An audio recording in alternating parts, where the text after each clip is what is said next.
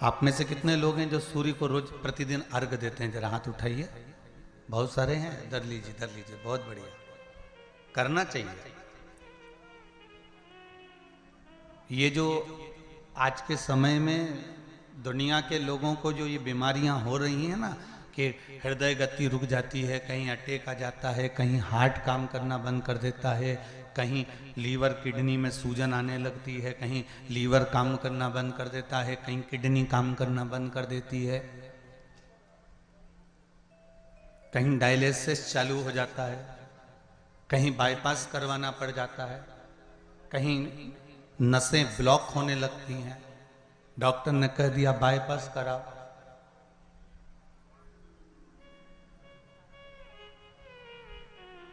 सारी बीमारियों को, सारे रोगों को समाप्त करने का यदि कोई तरीका है, कोई उपासना है, कोई नियम, कोई धर्म, कोई अनुकूल, कोई भगवत सेवा है, तो वो शंकर के शिव पंचायत में जो ये 5 देव विराजमान हैं, इनकी सही तरीके से अगर पूजन को समझ लिया जाए, इनके नियम को समझ लिया जाए, तो ऐसी कोई बीमारी नहीं जिसका इलाज नहीं है। महाराज, अगर समस्या है तो समस्या कितनी भी बड़ी से बड़ी हो, कितनी बड़ी से बड़ी हो, अगर समस्या बड़ी है तो समस्या का हल भी निश्चित है। अगर कोई रोग आया है तो उसकी दवाई है।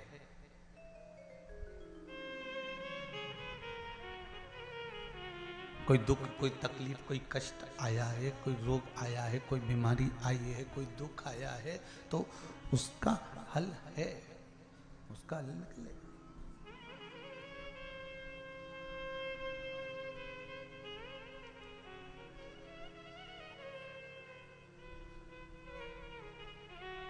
शिव पंचायत को हमें समझना है। शायद शिव महापुराण के माध्यम से अभी तक ये बात सामने नहीं आई, पर शिव पंचायत कथा में आ रही है। जितने आस्था चैनल पर कथा सुन रहे हो, जितने फेसबुक और यूट्यूब पर सुन रहे हो, और जितने इस छत्तीसगढ़ की पावन धरा पर बैठकर सुन रहे हो, बहुत सावधानी से सुनना। एक प्रश्न हमारे भीतर खड़ा होता है।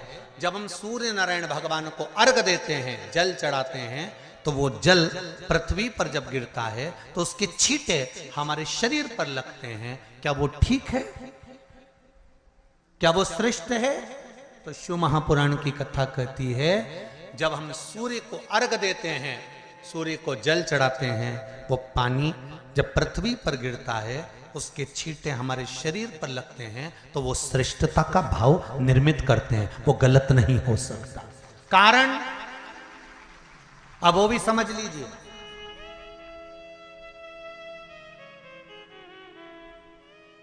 अब सूर्य नारायण भगवान को आप जल चढ़ा रहे हो, तो छींटे नहीं लगे, उसके लिए क्या स्टूल पे चढ़ के चढ़ाओगे कि कुर्सी पे चढ़ के चढ़ाओगे? अरे बोलो तो सही।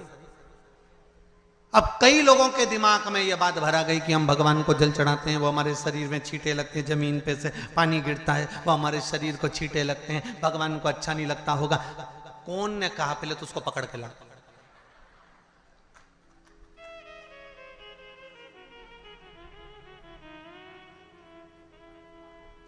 क्योंकि मेरे राम जी महाराज, मेरे भगवान कृष्ण,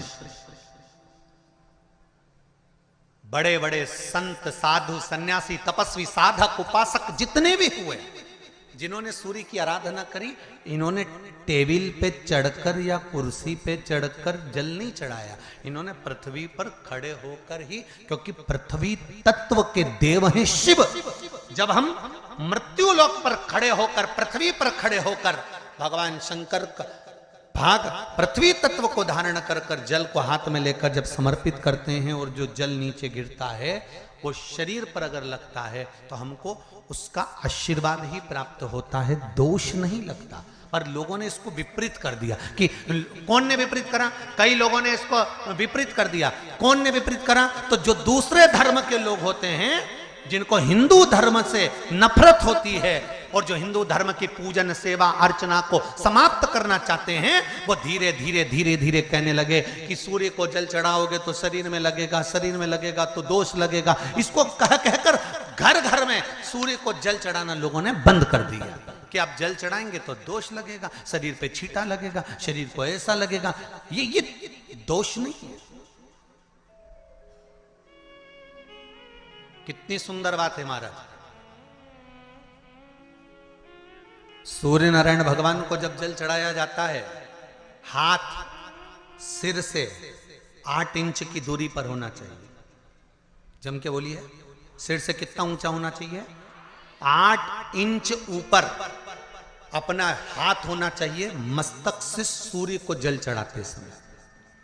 और ना चांदी का, ना स्टील का, ना लोहे का, ना प्लास्टिक का, ना कांच का, ना सोने का कोई बर्तन, ना कांसे का, ना एल्युमिनियम का, ना पीतल का, केवल एक पात्र होना चाहिए, वो है तांबे का। काय का पात्र होना चाहिए? तांबे का पात्र। और सूर्य नारायण भगवान को जब 8 इंच ऊपर तुम्हारा हस्त है, और जब हम सूर्य को जल चढ़ा रहे हैं, कैसे जल चढ़ाना है वो भी समझ लीजिए। अगर कोई कैंसर का मरीज है, जिसके चेस्ट में कैंसर आ गया हो, लेफ्ट में, राइट में कहीं पर कैंसर आ गया हो, या कोई गठान आ गई हो, तो महाराज आप जल चढ़ाते समय उस जल की धार को सूर्य भगवान को जब चढ़ा रहे हो, तो धार आपकी गठान की ओर जाना चाहिए, जिससे सूर्य की किरण उस जल में से आपके उस स्थान पर पड़े, उस जगह पर पड़े जहां पर गठान है। महाराज आप लगातार जल तो चढ़ाना चालू करो, अच्छे अच्छे डॉक्टर फेल हो जाएंगे और कह देंगे गठान ठीक हो गई। आपका लीवर और किडनी गड़बड़ कर रहा है, आप प्रतिदिन आपका स्वास्थ्य गड़बड़ रहता है, आप प्रतिदिन ये ज्योतिष शास्त्र के अंतर्गत, रत्न शास्त्र के अंतर्गत, ये रत्न शास्त्र, ज्योतिष शास्त्र, रंग शास्त्र जो हमारे यहाँ है, रंगों के हिसाब से ये जितने रत्न होते हैं, माणिक हुआ, सोन, मोती हुआ, नीलम हुआ, मूंगा हुआ, पुखराज हुआ, ये क्यों कहते हैं ये पीला है, ये सफेद है, ये नीला है, ये लाल है, इसको शरीर में क्यों पहनाते हैं? उसका कारण होता है कि जब शरीर में पहनते हैं, सूर्य की किरण उसमें पड़ती है, हमारे शरीर पर वो कलर का इफेक्ट पड़ता है, उस कलर को शरीर पर लगता है, और शरीर पर लगता है तो हमारा शरीर धीरे धीरे, हमारी जो इंद्रियां हैं वो सही होने लगती हैं, काम सही होने लगता है। तो आप कहते हो ना, सब मैं कौन सा नक पहनूं, मैं कौन सा मोती पहनूं, मैं कौन सा पुखराज पहनूं, मैं कौन सा नीलम पहनूं, वो ज्योतिष शास्त्र के अंतर्गत, रत्न शास्त्र के अंतर्गत जितने रत्न हम पहनते हैं, ये केवल उस किरण के लिए ही तो पहनते हैं कि जो सूर्य की किरण मिले, उस किरण का प्रभाव हमारे शरीर पर पड़े। तो इन सबसे अच्छा है कि सुबह शंकर भगवान का नाम लो, तांबा का लोटा में जल भरो, 8 इंच ऊपर सिर से हाथ होना चाहिए, और सूर्य नारायण भगवान का दर्शन साधारण नहीं, जो जल तुम चढ़ा रहे हो, वो जल की जो धार आ रही है, उसमें सूर्य का दर्शन होना चाहिए, तो कैंसर की बीमारी कभी नहीं हो सकती। लीवर, किडनी, हार्ट, आपके हार्ट में अगर तकलीफ है, डॉक्टर ने कह दिया कि इसमें नस चोक है, आपको कहीं ना कहीं छल्ला डलेगा, आपको कह दिया इसमें कुछ ना कुछ प्रॉब्लम आ रही है, आप सूर्य को अर्घ देना चालू कर दो, सूर्य को जल चढ़ाना चालू कर दीजिए। आप सूर्य को जल चढ़ाओ, वो जल की जो तरंग आ रही है, वो जल जो निकल कर जा रहा है, उसकी जो किरण आपके हृदय पर, आपकी छाती पर पड़ रही है, नाड़ियों में पड़ रही है, नसों में पड़ रही है, उसका बल देखो तो सही। 1 महीना लगातार चढ़ाओ तो 15 दिन 20 दिन कर तो देखो।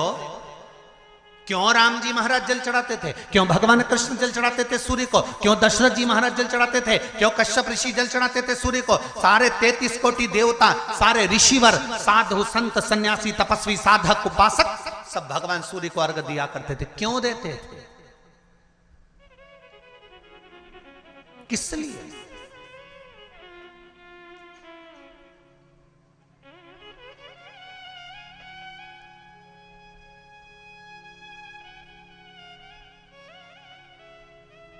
सूर्य नारायण भगवान को जल चढ़ाते समय आपके पंजों की एड़ी ऊंची नहीं होना चाहिए। ध्यान दीजिएगा मेरा। आपका पंजा पांव का पूरा की पूरा जमा होना चाहिए भूमि पर। हाथ कितने इंच ऊपर? 8 इंच ऊपर होना चाहिए। जल जो गिरे, सूर्य की किरण, सूर्य का दर्शन उस जल की रोशनी में करना चाहिए। क्या होगा उससे? जिस बच्चे को आंख में चश्मा लगा हो, मोटे से मोटा चश्मा लगा हो, छूट नहीं रहा हो, तो थोड़े दिन उसको सूर्य का अर्घ चढ़वाना चालू कर दो और जल में से सूर्य का दर्शन कराना चालू कर दो। सूर्य का दर्शन जल में से 2 महीना 2.5 महीना बहुत है। आंख की रोशनी बढ़ जाएगी, चश्मा हट जाएगा। आप कर कर देखिए।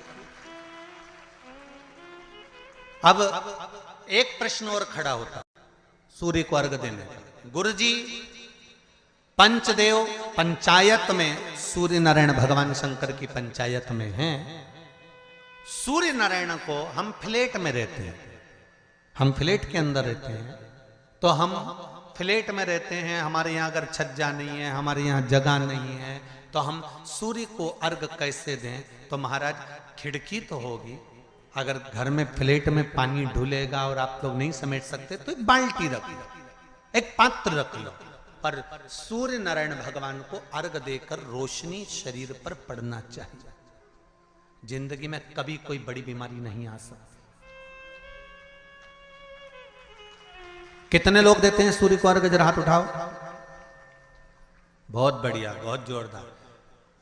पुरुष लोग भी देते हैं ना, चाहे बच्चे से बच्चा। बच्चों के हाथ में भी 1 लोटा पानी पकड़ाओ। घर में छोटे बच्चे हो ना, उनको तांबे का लोटा दो, पानी दो, जा बाहर खड़े हो जा, 1 लोटा पानी चढ़ा के। पहले दिन आप स्वयं बच्चे के साथ बाहर खड़ी हो, ओटले पर, घर के बाहर खड़ी हो, छत पे खड़ी हो या घर के बाहर खड़ी हो, और बच्चे से कह लो चढ़ाओ बेटा, देखो ऐसा हाथ 8 इंच ऊपर करिए, तांबे का लोटा लेकर पानी धीरे धीरे डोलना है।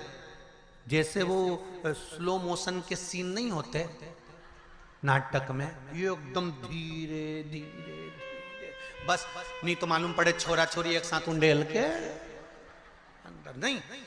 जल चढ़ाते समय उस पानी में से सूर्य की किरण पड़ना चाहिए। सूर्य की किरण। एक बात और कहना चाहूंगा, अगर आप लोग स्वीकार करेंगे तो, अगर कहीं आपको लगता हो कि बच्चा पढ़ने में कमजोर है, विद्या में कमजोर है, रिजल्ट अच्छा नहीं आ रहा, पढ़ने में कमजोर है, वो पढ़े, अपनी जगह पढ़े, वो कार्य करे, अपनी जगह करे, मेहनत करे, अपनी जगह करे। बच्चों को कह दो कि कुछ समय के लिए सूर्य को अर्घ देना चालू कर। सूर्य की किरण जहां पर ब्राह्मण या हिंदू धर्म का व्यक्ति मस्तक पर तिलक लगाता है, भुकुटियों के बीच में उस सूर्य की किरण इस भुकुटी के बीच पड़ना चाहिए। परंतु पानी कम से कम ना करते हुए स्लो मोशन में धीरे धीरे गिरना चाहिए, एकदम धीरे धीरे। तो यहां एक रेखा सूर्य की किरण से पड़ती है। चंद्रदेव का लड़का था, देखो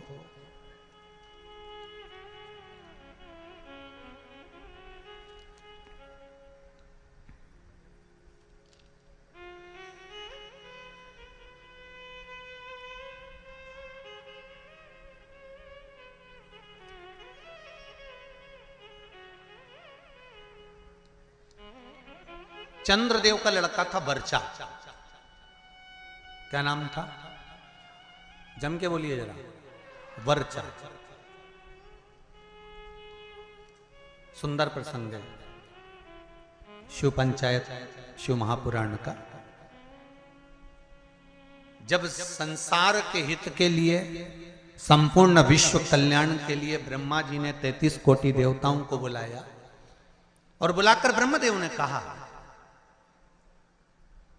कि हे देवताओं, मृत्यु लोक में द्वापर में भगवान कृष्ण, भगवान विष्णु कृष्ण के रूप में अवतरित होने जा रहे हैं। सारे देवता अपने अपने पुत्रों के साथ में अपनी अपनी पुत्रियों के साथ में, पुत्र वधुओं के साथ में, धर्म पत्नियों के साथ में 33 कोटि देवता द्वापर में रूप रख रख कर आप भी जन्म लो, आप भी प्रकट हो, क्योंकि भगवान कृष्ण आ रहे हैं। सारे देवता जाने लगे, पर चंद्रदेव ने मना कर दिया।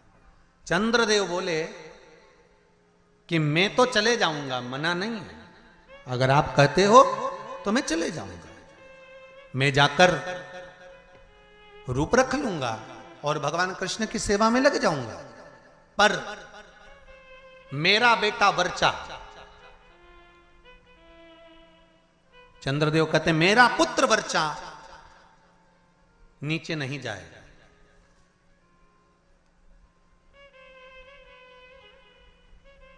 खूब समझाया देवताओं ने। देखिए, जब 33 कोटि देवता जा रहे हैं तो आप अपने पुत्र को क्यों नहीं भेजते?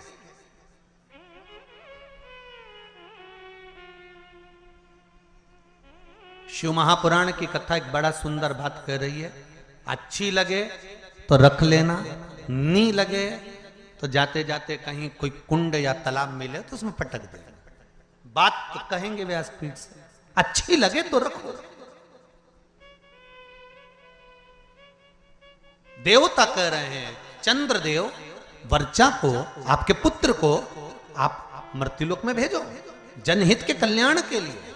जब राष्ट्र हित की बात आए, जनहित की बात आए, धर्म की बात आए, सनातनियों की बात आए, देव और धर्म की बात आए, तो हर माता पिता को चाहिए कि अपने घर के बच्चों को सबसे पहली सीख ये दी जाए कि धर्म का जब मामला हो, सनातनियों का जब मामला हो, जब राष्ट्र सेवा का मामला हो, तो सामने जाकर खड़े हो जाओ, आगे जाकर खड़े हो जाओ। यह हर एक बच्चे को सीख देना चाहिए।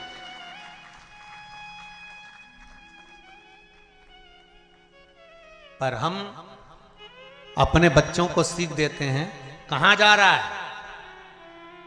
अरे मम्मी, और देखो जरा, भगवान के मंदिर में अनुष्ठान चल रहा है, साहू परिवार शिव महापुराण की कथा करवा रहा है, गांव में कथा हो रही है, गांव के अंतर्गत कार्यक्रम चल रहा है, संपूर्ण गांव का कार्य है, तुझे क्या करना जाकर? वो तो उनका काम है ना, चुप बैठ। माता और पिता को चाहिए कि अगर हमारे गांव में अगर आए हैं इतने मेहमान, हमारे गांव में इतने लोग कब आएंगे साहब? ये तो शंकर की कृपा से शिव के रूप में आए हैं, कब आए? बल्कि घर के लोगों को ये चाहिए कि अपने बच्चों से कहे, तेरी परीक्षा हो गई, पढ़ाई हो गई, एग्जाम हो गए, रिजल्ट अपनी जगह आएगा। 7 दिन शिव महापुराण की कथा चल रही है, जाकर पंडाल में सेवा करो, झाड़ू लगाओ, कोई को जरूरत हो पानी पिलाओ, किसी चीज की जरूरत हो तो सेवा करो। 33 कोटि देवता भी शंकर भगवान की सेवा में लगे रहते हैं। तुम खुद देख लो, कल तक यहां पर इतनी तेज गर्मी पड़ रही थी, प्रचंड धूप पड़ रही थी, और आज निकल कर देखो तो चारों तरफ छाए नजर आए।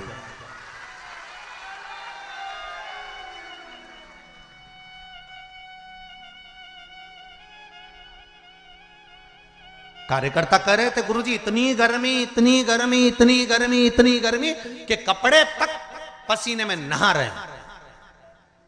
अब बोलो, गर्मी किस किस को लग रही है आज? जम के तो बोलो जरा, लग रही कहीं? सूर्य नारायण भगवान को भी शंकर जी ने कह दिया, जरा छाता लगा ले थोड़ी देर के लिए, 3 घंटा कथा चल रही है। ये शिव कृपा। और पूरे पंडाल में 2 बजे कथा चालू हुई है, और 2 बजे से लेकर अभी जो भी टाइम हो 4:30 बजने वाली है, और उतनी देर में तुम देख लो पूरी जगह छांव ऐसी, सब दूर धूप पड़ रही है, और यहाँ पूरे पंडाल के आसपास ऐसा लग रहा है जैसे भगवान खुद हवा कर रहा, खुद कृपा कर रहा। तो ये शिव कृपा नहीं तो और क्या है? शिव दया नहीं तो और क्या है?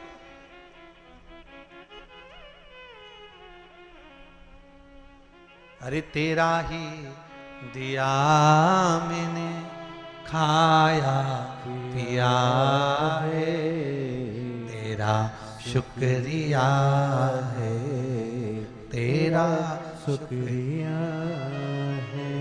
मुझे भोले बाबा ने बहुत दे दिया है, तेरा शुक्रिया है, तेरा शुक्रिया है। जब धर्म हित की बात आए, सनातनियों की बात आए, देव और देवताओं की बात आए, तब हमारे बच्चों को हमें सीख देना है कि आगे बढ़ जा। पर चंद्रदेव ने अपने पुत्र वर्चा को कहा यह नहीं जाएगा, द्वापर में मृत्यु लोक में भगवान नारायण के साथ में कार्य करने के लिए नहीं जाएगा।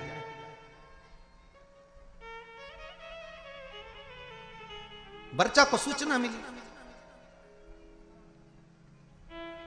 वर्चा को खबर मिली।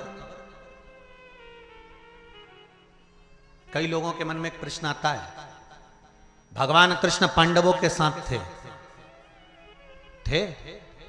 बोलो तो थे ना? भगवान कृष्ण अगर पांडवों के साथ थे, भगवान कृष्ण को मालूम था अभिमन्यु चक्रव्यूह में फंस चुका है, भगवान कृष्ण चाहते सुदर्शन उठा के अभिमन्यु को बचा सकते थे। भगवान कृष्ण चाहते तो अभिमन्यु की रक्षा कर सकते थे, भगवान कृष्ण चाहते तो अभिमन्यु को बचा सकते थे, अभिमन्यु की रक्षा कर सकते थे। जब अर्जुन, नकुल, सहदेव, भीम, युधिष्ठिर, ये पांचों की रक्षा मेरे कृष्ण ने हर घड़ी, हर पल, हर क्षण करी, तो सुभद्रा का पुत्र है अभिमन्यु।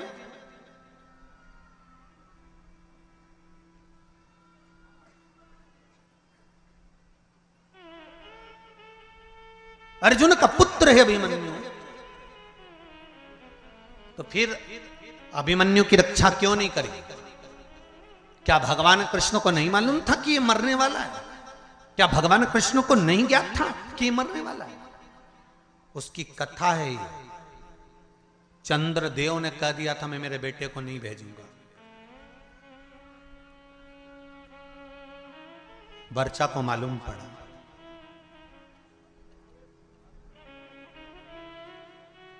और वर्चा को मालूम पड़ा कि मेरे पिता चंद्रदेव ने मना कर दिया है जनहित के कार्य के लिए, देवहित के कार्य के लिए। क्यों? क्योंकि पुत्र का मोह नहीं छूट रहा, पुत्र आसक्ति नहीं छूट रही।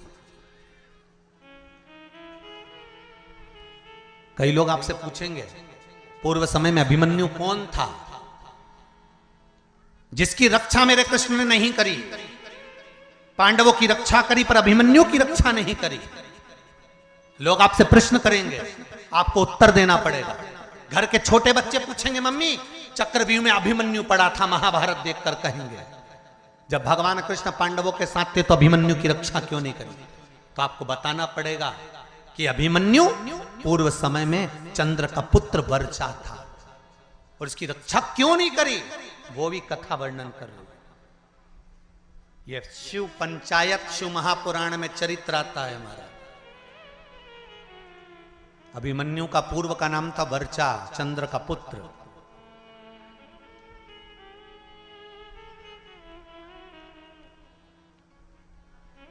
क्या कमी पड़ गई थी, क्यों नहीं करी? वर्चा को मालूम पड़ा कि मेरे पिता ने मुझे मना कर दिया, मेरे पिता ने कह दिया कि मृत्यु लोक में मेरा पुत्र वर्चा नहीं जाएगा, क्योंकि पुत्र आसक्ति, पुत्र मोह, पुत्र का स्नेह बड़ा प्रबल होगा। पुत्र का मोही तो था जो धृतराष्ट्र का पूरा वंश डूब गया। अगर पुत्र मोह में धृतराष्ट्र नहीं पड़ता ना तो बच जाता पूरा परिवार, पूरा परिवार बच जाता।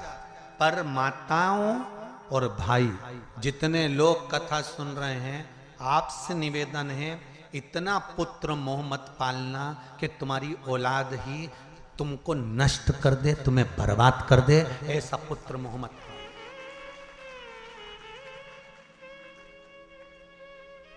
बहुत पुत्र मोह है आज के जमाने में, मेरा बेटा, मेरा बेटा, मेरा छोरा, मेरा छोरा, मेरा छोरा। और छोरा छोरा छोरा, और जब आई छबीली फिर काय का छोरा।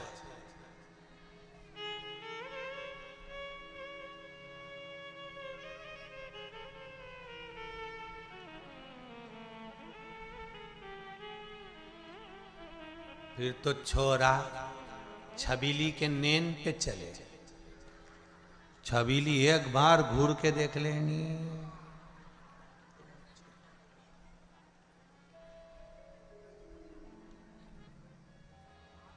इतना बल,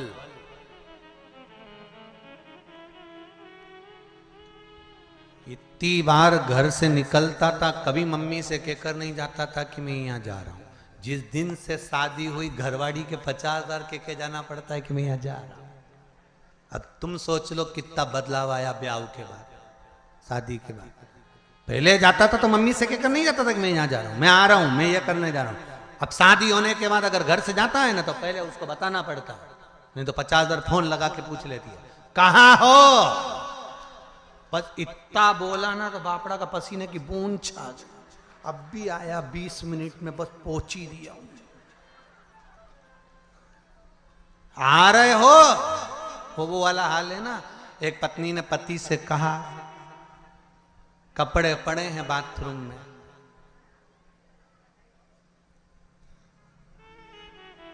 धो देना, नहीं तो मैं धो दूंगी। अब समझदार पति था, समझ गया अगर कपड़े नहीं धोए तो ये अपने को, मतलब एक ही लाइन बोली उसने जगदम्बा ने, बाथरूम में कपड़े पड़े हैं धो देना, नहीं तो मैं धो दूंगी। अब उतने में समझदार पति समझ गया कि अपन को धोना जरूरी है, नहीं तो ये अपने को धो देगा। तो बेचारा नहाया बाद में, पहले वाने कपड़े ही धोया क्योंकि उसको मालूम था नहीं तो अपने अपने धो देगी दारू।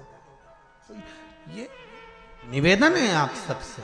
बच्चों को वर्चा ने कहा अपने पिता चंद्र से कि आप पुत्र मोह में पड़े हो, पुत्र मोह की आसक्ति है आप।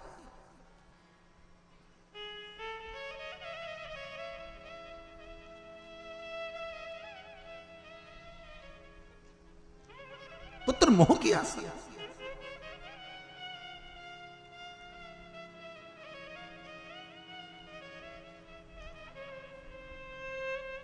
बेटा मैं नहीं चाहता कि मृत्यु लोक में तुम द्वापर में भगवान विष्णु के साथ नीचे लीला करने के लिए जाओ, क्योंकि नीचे मैं जानता हूं युद्ध होने वाला है और युद्ध होगा और सब समाप्त होगा।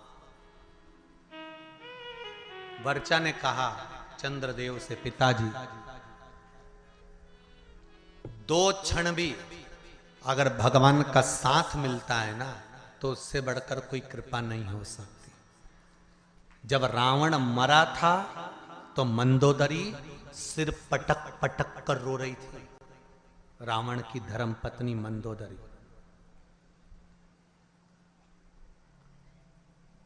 तो भगवान राम ने मंदोदरी से जाकर कहा, मंदोदरी तुम राजमाता हो, मंदोदरी तुम लंका की राजमाता हो, तुम रानी हो लंका की, पति के लिए वियोग कर रही हो, पति के लिए रो रही हो। मंदोदरी कहती है कौन कहता है कि मैं पति के लिए रो रही हूं। मंदोदरी कहती है क्या आप मुझे अज्ञानी समझते हो। मंदोदरी राम जी से कहती है क्या मुझे आप अज्ञानी समझते हो। भगवान ने पूछा क्यों। मंदोदरी कहती है यह अज्ञानता की बात है कि किसी के मरने पर रोया जाए। आया है सो जाएगा राजा रंक फकीर, एक सिंहासन चढ़ गया दूसरा गया बंद जंजीर। ये तो संसार सागर है, जो आया है उसको जाना है। कोई अच्छे से जाएगा कोई बुरे से जाएगा, मरना तो सबको है। चाहे तुम बादाम खाओ चाहे रोटी खाओ, राख का ढेर सबका बनना। कहीं की ब्यूटी क्वीन भी होगी ना, उसके मरने के बाद राख क्वीन नहीं होगी।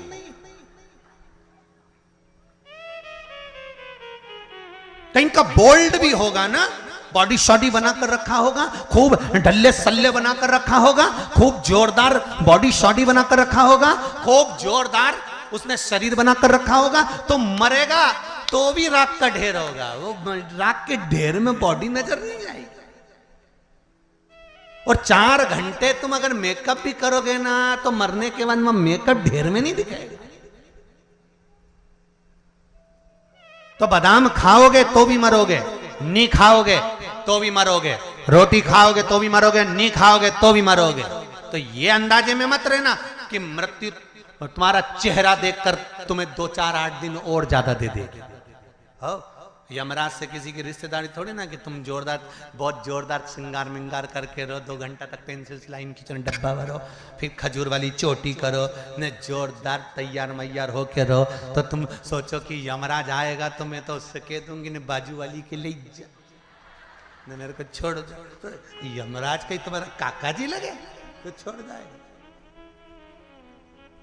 इस अंदाजे में मत रहना रही हो छत्तीसगढ़ वाली। सुन लो ओ बमलेश्वरियों देवियों, अच्छे से सुन लेना, इस अंदाजे में मत रहना। तो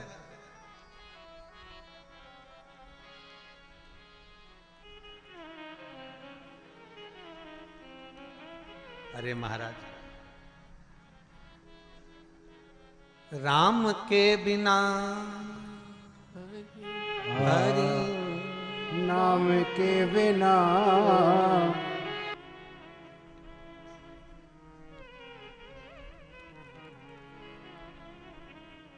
इस फूल को आप देखकर समझ जाते हैं कि इसको मुझे जूड़े में सजाना है, कि इसको मुझे परमात्मा को चढ़ाना है। ये फूल, ये पुष्प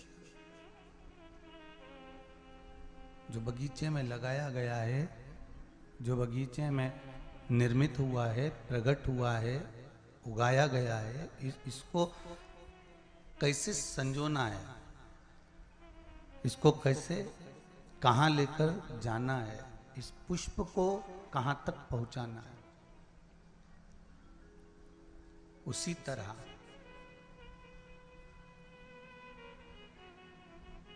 जैसे पुष्प के लिए विचार करा जाता है कि ये पुष्प मुझे जूड़े में लगाना है कि भगवान को चढ़ाना है, कहाँ समर्पित करना है, इसको मुझे कहाँ तक पहुँचाना है इस पुष्प को, उसी तरह यहाँ शिव महापुराण की कथा भी कहती है कि परमात्मा ने अपने बगीचे में, इस संसार सागर में हमारा जो जन्म कराया है, हमें जो जन्म दिया है, हम भी उसके बगीचे के एक पुष्प हैं,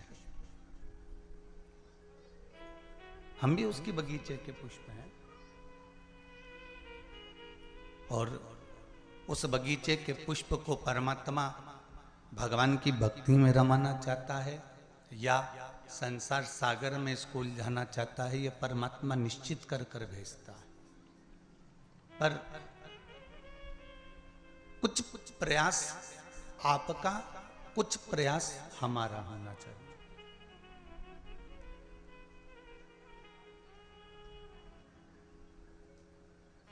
थोड़ा थोड़ा प्रयास यदि हम लोग करते हैं कि हाँ, हमारे चित्त को, हमारे मन को, हमारी वृत्ति को, हमारी सोच को हम परमात्मा तक लेकर जा रहे हैं, तो परमात्मा उसको खींचेगा।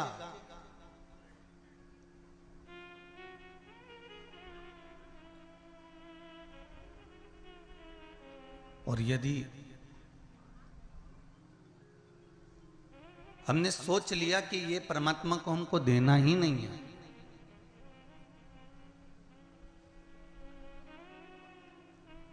हमें परमात्मा तक लेकर जाना ही नहीं है, तो फिर परमात्मा भी सोचता है कि मैंने जिस पुष्प का निर्माण जिस चीज के लिए करा था, वो पुष्प वहां तक पहुंच ही नहीं रहा।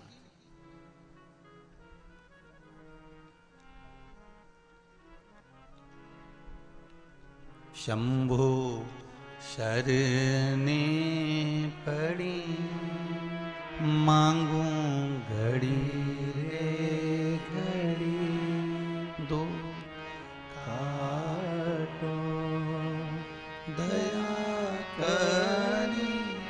शरण आपो।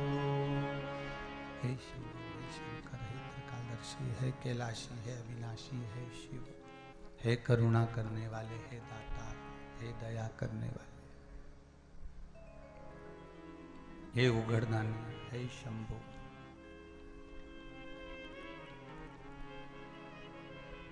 ये जो शरीर मिला, इस शरीर को हम परमात्मा की भक्ति तक लेकर जाएं और परमात्मा की अविरल भक्ति में इसको डुबो दें।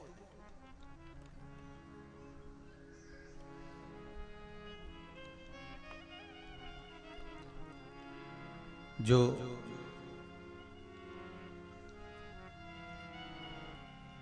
साहू परिवार द्वारा यहां जो कथा चल रही है,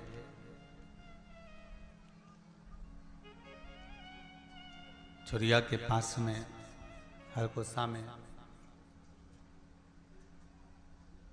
छत्तीसगढ़ की इस पावन धरा से जो कथा श्रवण कर रहे हैं, ये शिव पंचायत शिव महापुराण की कथा है।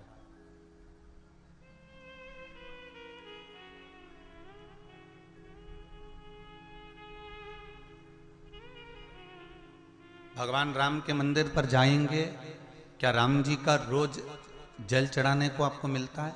जम के बोलते जाओ जरा। राम मंदिर में रोज जल चढ़ाते हो? नहीं। कृष्ण मंदिर में रोज जाकर जल चढ़ाते हो? नहीं।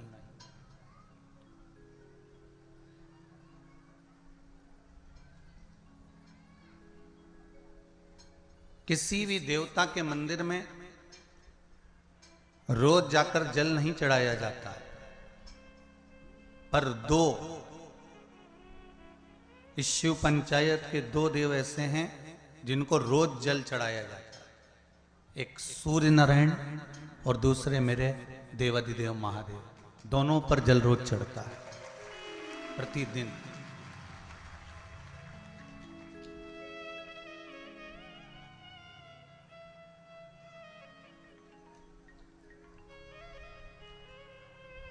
शिव पंचायत में जो दो देव विराजमान हैं, ये कोई साधारण नहीं है महाराज।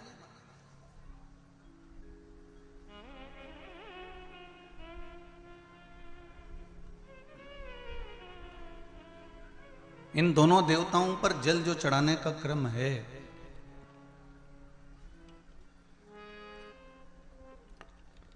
और दोनों ही देव, चाहे मेरे भास्कर देव हों, सूर्य देव हों, आदित्य देव हों, चाहे मेरे देव अधिदेव महादेव हों, दोनों पे जल चढ़ाने का महत्व है। ये कथा शिव पंचायत माँ बमलेश्वरी के पास क्यों हो रही है? क्योंकि पंचायत में, शंकर की पंचायत में 5 देव हैं। पहला विष्णु, दूसरा सूर्य, तीसरा गणेश, चौथी है माँ दुर्गा और 5वें नंबर पर है शंकर। ये 5 देव मिलकर शिव पंचायत बनती है। तो हमने विचार करा कि आखिर ये माँ बमलेश्वरी के पास में कथा क्यों हो रही है, डोंगरगढ़ के पास में ये कथा क्यों हो रही है, डोंगरगढ़ बमलेश्वरी से 25 किलोमीटर दूरी पर ये कथा क्यों हो रही है। तो समझ में ये आया कि माँ बमलेश्वरी दुर्गा भवानी इस कथा को इसलिए करवा रही है क्योंकि शिव पंचायत में 5 देवताओं में आद्य शक्ति बमलेश्वरी ही मूल रूप से विराजमान है। नहीं तो शिव पंचायत तो अभी चाहते तो देपालपुर हो सकती थी, या फिर आगे रायसेन में कथा है वहां हो सकती थी। अभी रायसेन में भी कथा है 3 तारीख से, 3 अप्रैल से शायद रायसेन में कथा। वहां पर शिव त्रिपुंड शिव महापुराण की कथा रखी है, त्रिपुंड शिव महापुराण।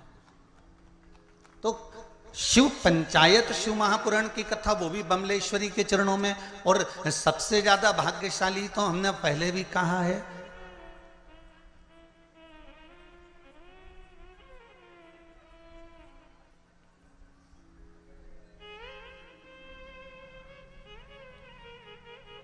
छत्तीसगढ़िया। कितनी जल्दी बोलते हो तुम लोग, की सही में तैयारी में बैठे रहते हो, जैसे युद्ध के मैदान में तलवार लेके नहीं बैठे रहते, ऐसे बिल्कुल तैयारी रहती तुम्हारी है। छत्तीसगढ़िया सबले बढ़िया है, बिल्कुल तैयारी में, एकदम झूठ से तुरंत तैयार, यहां बोलना है। अच्छा, जैसी कथा में तुम लोग आए हो ना, वैसी वैसी तैयारी हमारे साहू परिवार ने भी करी। साहू परिवार से हमने पूछा कि तुम्हारा छोटा सा गांव बताओ कहाँ, डोंगरगढ़ कहाँ, छुरिया, और छुरिया में भी प्रवेश कर कर छोटा सा गांव या हल्को सा। अब इतने से गांव में ना दुकान ना कोई होटल है कि कोई भगत आए तो कहाँ रुके, कहाँ भोजन करे। तो साहू जी बोले, गुरुजी चिंता ना करो, हमने पूरी व्यवस्था भोलेनाथ जी की कृपा से कर दी। हमने क्या कर दी है, कहीं अगर रात कोई रुकेगा तो उसकी भोजन की व्यवस्था भी भगवान करेगा। भोलेनाथ जी बैठा तो है। और धन्यवाद दूंगा साहू परिवार को, बहुत बहुत धन्यवाद। बड़े से बड़ा ट्रस्ट, बड़ी से बड़ी समिति कथा करवाती है, तब जाकर इतनी व्यवस्था कर पाती है। और उसमें भी पूरी सब्जी 20-25 रुपए में बेचकर खिलाई जाती है। पर धन्यवाद आपको नमन करता हूं, जिन्होंने रुकने वाले भक्तों के लिए रुकने की व्यवस्था और भोजन की व्यवस्था इतने लोगों की रात्रि को रुकने वालों के लिए करी। उसके लिए मैं बहुत बहुत धन्यवाद देता हूं। ये शिव ही कर सकता है, कोई दूसरा नहीं कर सकता। और आज समझ में आ रहा है कि मां कर्माबाई जगन्नाथ को खिलाती थी आवाज देकर। तो आज तुम भी कर्माबाई के छोरा हो। जितनी साहू समाज है ये कर्माबाई के वंश के अंतर्गत आते हो। आज मां कर्माबाई को गौरवान्वित करा है संपूर्ण साहू समाज ने। संपूर्ण साहू समाज ने आज कर्माबाई को गौरवान्वित कर दिया कि आए हुए इन भक्तों में जगन्नाथ ही तो है, आए हुए इन भक्तों में भगवान ही तो है। कथा करवाने वाला शिव, कथा करने वाला शिव और कथा सुनने वाला शिव, इसके सिवाय है कौन? सब शंकर ही तो है।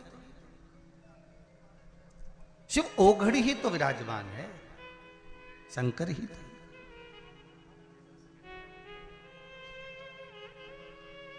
और हम तो महाराज केवल इस पोथी और पुराण को लेकर आते हैं, और जितना है इसमें खजाना भरा हुआ आपको लुटाने का प्रयास करते हैं कि आप इसको लूट लो, आप अपने पास में इसको रख लो, फिर मौका मिले ना मिले इसको संजो लो, इसको रखिए।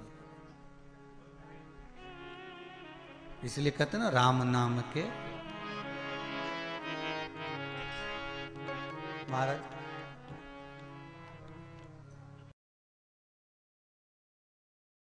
शिवाय नमस्तुभ्यम, श्री शिवाय नमस्तुभ्यम।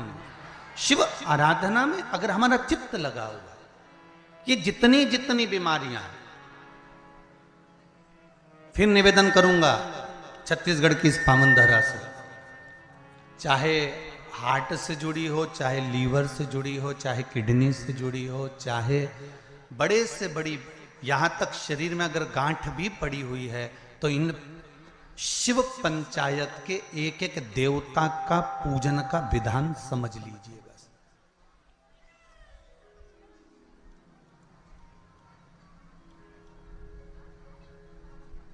एक एक देवता का हमें विधान समझना।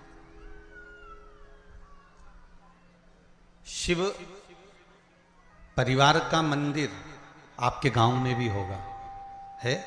शिवलिंग गणेश जी, कार्तिकेय, पार्वती जी, नंदीश्वर, ये सब अपने गांव में भी रहता, अपने गांव में भी है, ठीक है।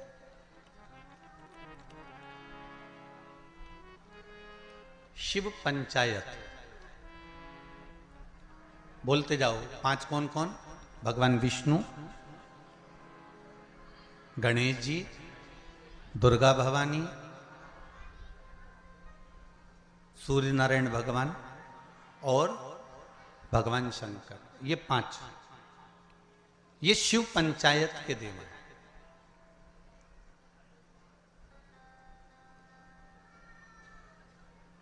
कहते हैं पंच तत्व से मिलकर ये मनुष्य का शरीर बना हुआ है। पंच तत्व से मिलकर ये ब्रह्मांड बना हुआ है।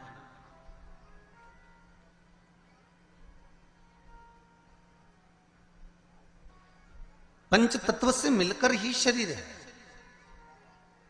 और पंच तत्व से मिलकर ही ब्रह्मांड। पांच देव, जब हमारा शरीर छूट जाता है, आत्मा चली जाती है, शरीर जब पड़ा रहता है, तब इसको अग्नि में दिया जाता है। अग्नि में देते हैं तो ये 5 भाग अलग अलग इसके चले जाते हैं। पंच तत्व का शरीर।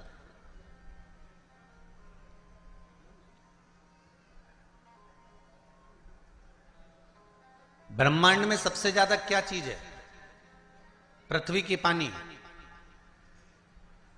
अगर आप नेट पर सर्च करेंगे, निकालेंगे, करेंगे, कहीं सुना होगा तो सबसे ज्यादा है जल। शरीर में भी सबसे ज्यादा क्या है? अरे जम के तो बोलो, जल। सबसे ज्यादा जल। पंच तत्व के 5 देव शिव पंचायत में है। पहले नंबर पर है गणेश, जो जल के देव हैं। काय के देव हैं? जल के। शरीर में भी अगर जल है तो उसके देव श्री गणेश जी महाराज हैं, और मृत्यु लोक में भी अगर जल है तो उसके देव श्री गणेश जी महाराज।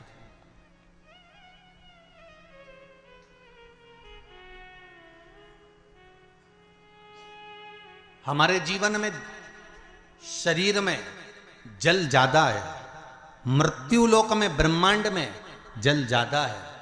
इसलिए सर्वप्रथम किसको बनाया गया? श्री गणेश जी महाराज को। क्यों? क्योंकि ये जल के देव हैं।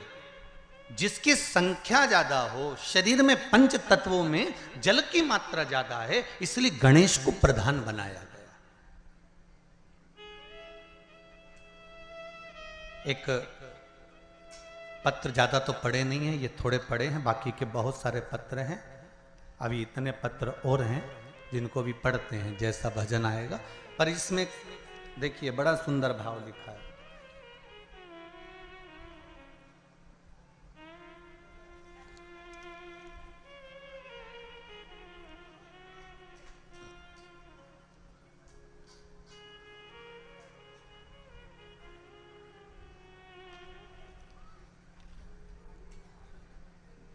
रानू गोस्वामी पाटन, जिला दुर्ग से हैं। कहीं हैं? आप ही हैं? जरा दोनों हाथ हिला दो एक बार। हर हर महादेव। दीदी आपने पत्र लिखा है, रानू गोस्वामी पाटन, जिला दुर्ग से।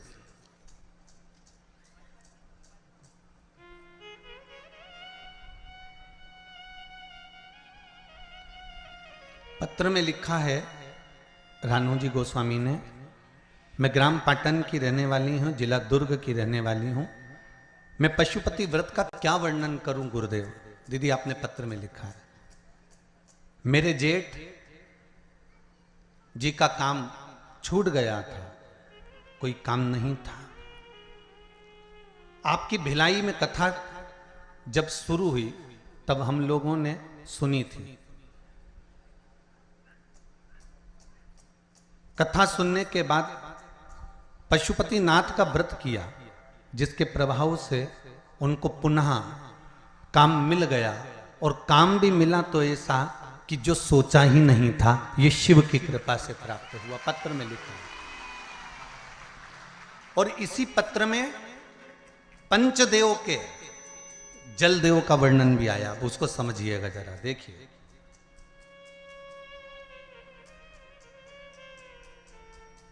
गुरुदेव, मेरे घर पर, आपने लिखा है, मेरे घर पर पानी की समस्या थी। आस्था चैनल पर भी पत्र पढ़ाया जा रहा है, जिससे कई लोगों को लगे कि कहीं गुरुजी तो पत्र नहीं लिख देते हो, इसलिए आप लोगों को पत्र आस्था चैनल के माध्यम से भी आपको बताया जाता है। गुरुदेव, मेरे घर पर पानी की समस्या थी, जिसके मेरी पुत्री ने व्रत किया था। 5 सोमवार पूर्ण होने के बाद मेरे घर पर बोर हो गया, और अब पानी की समस्या का भी समाधान हो गया है। हम सब अत्यंत प्रसन्न हैं। बहुत बहुत धन्यवाद रानू जी, ग्राम पाटन, जिला दुर्ग से। बैठ जाइए, बहुत बहुत साधुवाद। बाबा देवादिदेव महादेव की कृपा पर बनी रहे। हर हर महादेव।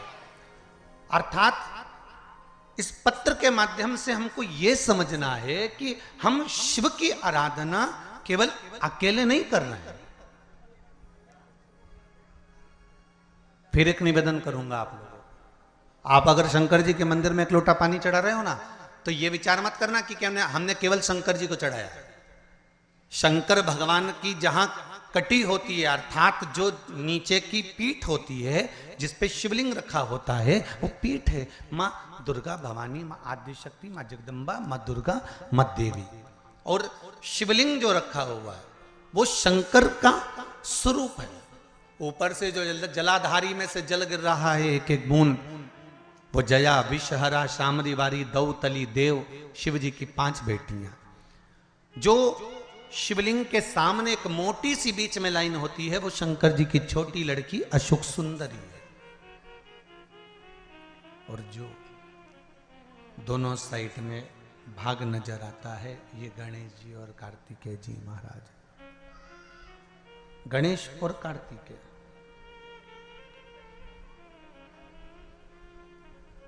जहां से जल निकलकर बाहर जाता है मंदिर के बाहर की ओर जाता है, वहां और शिवलिंग के पास में 33 कवटी देवताओं का स्थान होता है। आप जिस कामना से पशुपति व्रत करते हैं, आप जिस कामना से पशुपति व्रत का नियम धारण करते हैं, पशुपति व्रत करते हैं, जिस कामना से आप पशुपति व्रत उठाते हैं, शिव की आराधना करते हैं, पूजन करते हैं, अर्चना करते हैं, तो गणेश की आराधना भी स्वतः साथ में हो जाती है। देवी की आराधना भी साथ में हो जाती है, सूर्य देव की आराधना भी साथ में हो जाती है, सभी देवताओं की आराधना साथ में। और जब आराधना साथ में होती है तो उसका फल भी हमको प्राप्त होता है।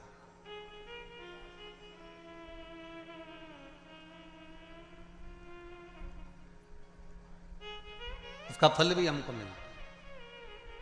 जैसे शिव पंचायत का पूजन कर कर एक कलश में जल भरकर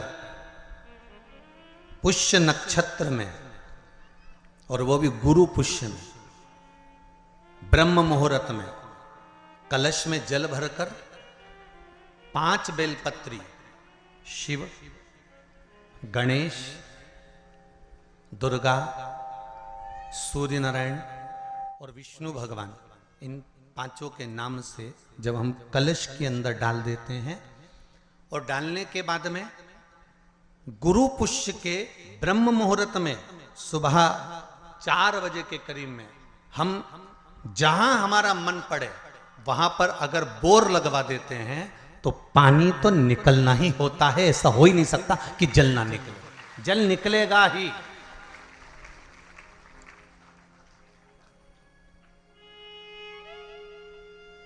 बस जो 5 देव के नाम से अपने 5 बेलपत्री जल के पात्र में रखी, वो कलश जहां बोरिंग हो रहा है उस स्थान पर रखा होना चाहिए। जहां बोरिंग हो रहा है उसके पास में रखा होना चाहिए। कब तक? जब तक वो जल ना निकले, और निकलेगा। पर ब्रह्म मुहूर्त में ही गुरु पुष्य के दिन उसका जल खनन होना चाहिए महाराज। भूमि में से जल के लिए प्रयास होना चाहिए। पंचदेव फिर ध्यान दे लेना। 5 देव कौन से? शिव पंचायत के। क्योंकि देवता होने भी जब यज्ञ के लिए जाते हैं, देवता जब अनुष्ठान के लिए जाते हैं, देवता जब युद्ध के लिए जाते हैं, देवता जब किसी कार्य के लिए जाते हैं, और जब कार्य के लिए पहुंचते हैं, जब देवता कार्य के लिए जा रहे हैं और लगता है कि यह कार्य पूर्ण नहीं होगा, यह कार्य सफल नहीं हो पाएगा, हम जिस कार्य के लिए निकले हैं इस कार्य में कहीं ना कहीं अड़चन उत्पन्न होने वाली होती है, तो सारे देवता उठकर भगवान शंकर के पास जाते हैं और शिव की पंचायत को लगाते हैं। शिव पंचायत में जैसे ही कोई बात सम्मुख में आकर खड़ी हो जाती है, शिव पंचायत में जैसे ही कोई बात सामने लाकर रख दी जाती है, मात्र कुछ ही क्षण में शंकर भगवान की पंचायत उसको समाप्त कर देती है और कार्य सफल कर देती है। शिव पंचायत का बल बड़ा प्रबल है। अब एक बात और ध्यान दीजिए, कई लोगों के मन में आता है गुरुजी शिव परिवार के मंदिर जाता होते हैं तो शिव पंचायत के मंदिर क्यों नहीं बनते? इंदौर में एक मंदिर है, छत्तीसगढ़ में भी एक मंदिर है, उसकी सूचना भी मैं कल उसमें देखेंगे अपने लिंग पुराण के अंतर्गत, तो उसमें निकल जाएगा। उज्जैन में भी एक मंदिर है। तो शिव पंचायत के मंदिर क्यों नहीं बनते गुरुदेव? प्रश्न तो खड़े होते हैं। एक प्रश्न आया है, अच्छा है, देखिए।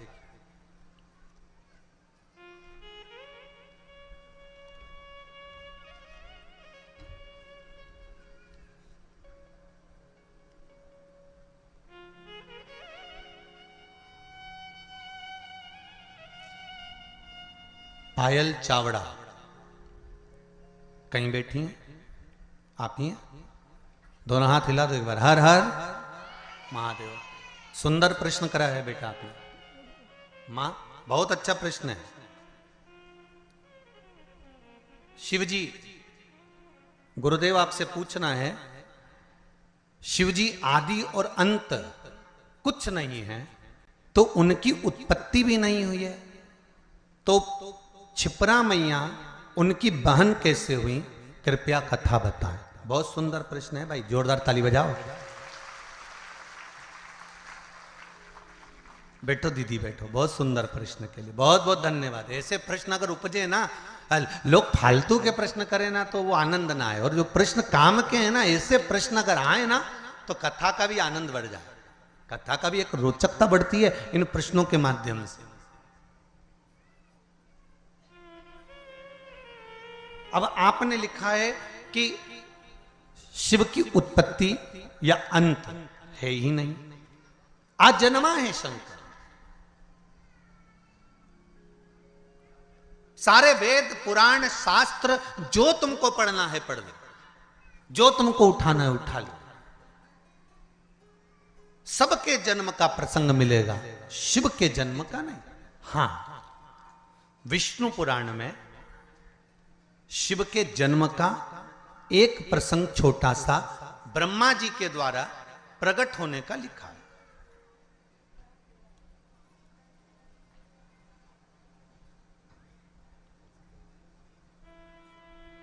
अब एक बात समझने वाली है, आजन्म में शिव हैं तो उनकी बहन कैसे? तो शिव महापुराण कहती है, स्कंद पुराण का काशी खंड और उज्जैनी खंड आप अगर ध्यान देंगे तो उसमें मिलेगा आपको, श्रवण करेंगे आप या उसको पढ़ेंगे उज्जैनी खंड के अंतर्गत, काशी खंड के अंतर्गत, स्कंद पुराण में, तो उसमें एक बात बड़ी सुंदर लिखी है स्कंद पुराण में। जैसा दीदी ने प्रश्न किया है कि उनकी अंत भी नहीं है तो उनकी उत्पत्ति भी नहीं, तो उनके संबंध कैसे? पर काशी खंड में एक शब्द वेदव्यास जी ने लिख दिया स्कंद पुराण के अंतर्गत। वेदव्यास जी लिखते हैं कि भगवान शिव जितनी लीलाओं को करते हैं ये संपूर्ण ब्रह्मांड के कल्याण के लिए करते हैं, खुद के लिए शिव जी ने कोई लीला नहीं करी। भगवान शंकर ने खुद के लिए कोई लीला नहीं करी। मेरे राघव जी ने जो लीला करी अपने पिता के वचन को निभाने के लिए करी। मेरे भगवान कृष्ण ने जी लीला करी वो अपने माता पिता के अनुकूल करी है।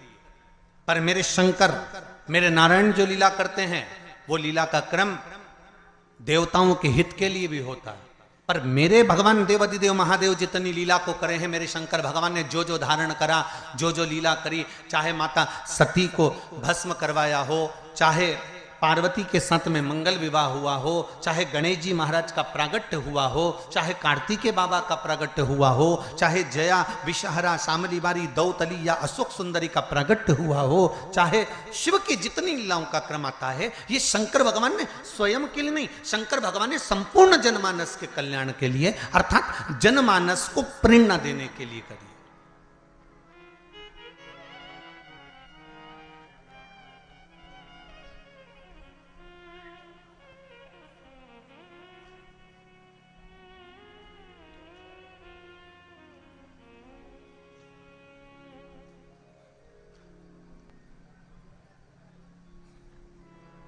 पार्वती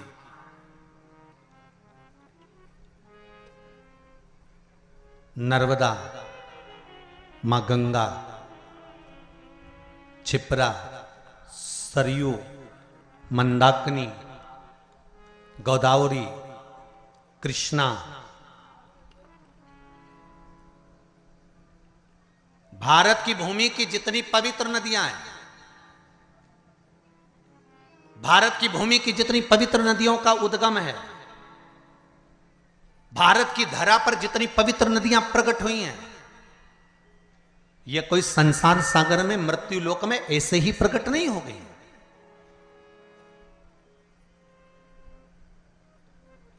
देव अधिदेव महादेव के पास में बारंबार सारी नदियों के लिए प्रागट्य के लिए निवेदन किया गया, पंचायत में यह सिद्ध किया गया, तब जाकर इन नदियों को प्रकट किया गया। और एक बात अपने जीवन में उतार कर रखना, जितनी पवित्र नदियों में आप स्नान के लिए जाओ, जितनी पवित्र नदियों में आप स्नान करने के लिए जाओ, आपसे करबद्ध हाथ जोड़कर निवेदन है कि उन नदियों की पवित्रता पर कभी दाग लगाकर मत आना। परंतु आप और हमने सारी पवित्र नदियों को गंदा कर कर रखा, सारी पवित्र नदियां।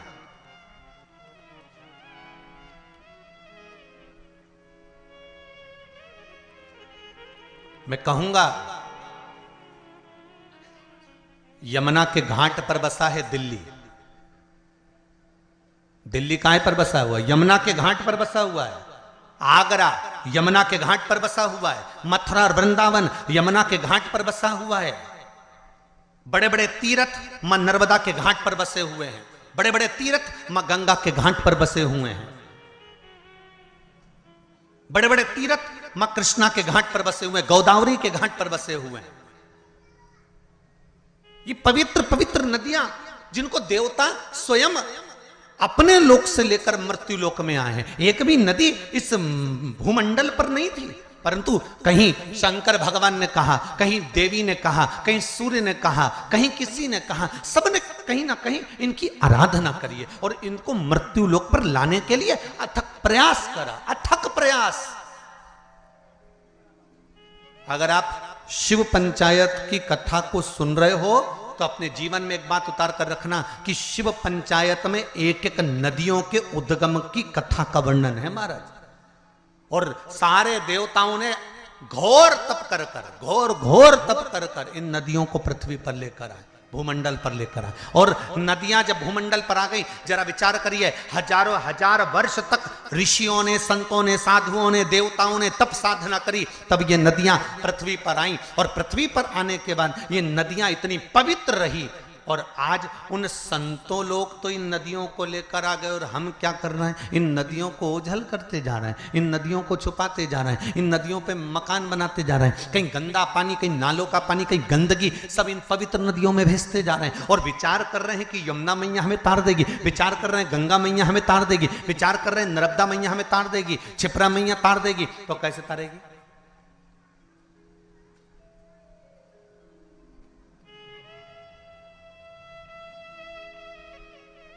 आपके जीवन को सुख देने के लिए। मेरे को साहू जी बता रहे थे,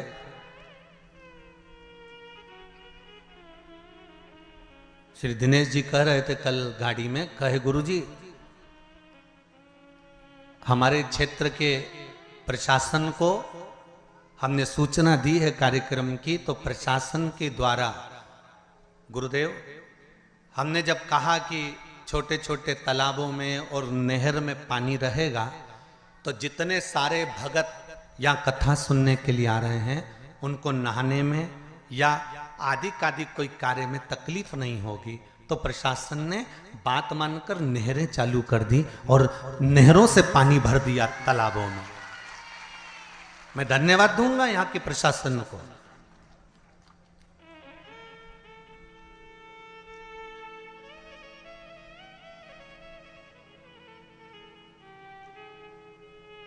जिन्होंने नहरें चालू कर दी कि भगत लोग, अगर इस छोटे से गांव में जब इतनी बड़ी कथा हो रही है, इतना बड़ा पंडाल लगा हुआ है, इतने जनमानस, और विश्वास नहीं था कि आज पहले दिन इतने जंगल के अंदर गांव, गांव के अंदर गांव, गांव के अंदर गांव।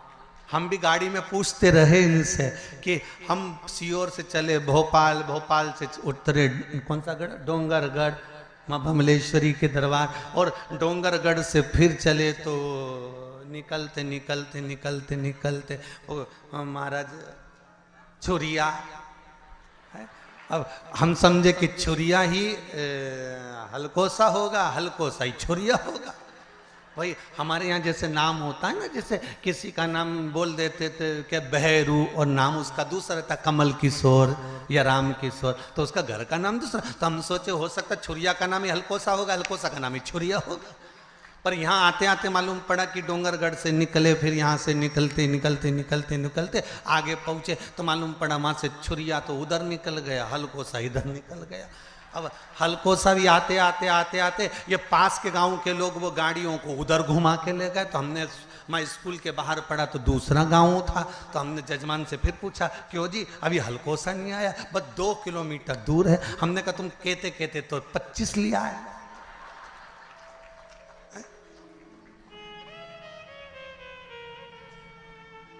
पर साहू जी बहुत बहुत आनंद का विषय यह है कि इस हलकोसा गांव में जिसने छत्तीसगढ़ वालों ने कथा नहीं सुनी वो बाद में पछताएगा, ये पक्का है। इतनी शांति, इतनी शीतलता, इतना आनंद भरा हुआ है इस गांव के अंतर्गत, शांति और शीतलता और एक आनंद।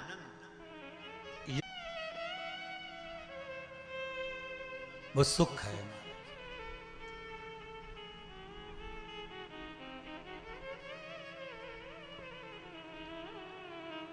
पवित्र पवित्र नदियों का उद्गम हमारे यहां शिव महापुराण में वर्णन है महाराज। तो मेरा निवेदन है जितना सबका ध्यान रखा जाए उतना ध्यान पवित्र नदियों पर भी दिया जाए। जितनी जितनी पवित्र नदियां हैं उन पर हमारा ध्यान केंद्रित होना चाहिए, केंद्रित। करोड़ों रुपए नदियों की सफाई पर खर्च हो जाते हैं, पर पता नहीं पड़ पाता कि वो नदी की सफाई हुई कि रुपए की सफाई हुई।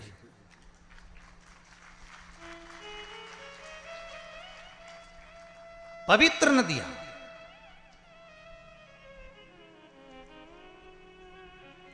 चाहे गंगा हो, यमुना हो, सरयू हो, क्षिप्रा हो, सरस्वती हो, ये सब मेरे देवादिदेव महादेव ने जिनको प्रकट करा है, इन नदियों को लेकर आए। जैसे जीजी ने प्रश्न करा कि शिव आ जन्मा है, शंकर आ जन्मा है, तो उनकी बहन कैसे हुई? शिव महापुराण की कथा कहती है कि भगवान शंकर को एक दूषण नाम के राक्षस का संहार करना था जो ब्राह्मण के बच्चों का रक्त निचोड़ कर पी रहा था। तो शिव लीला करने के लिए एक नदी को प्रकट करना चाहते हैं।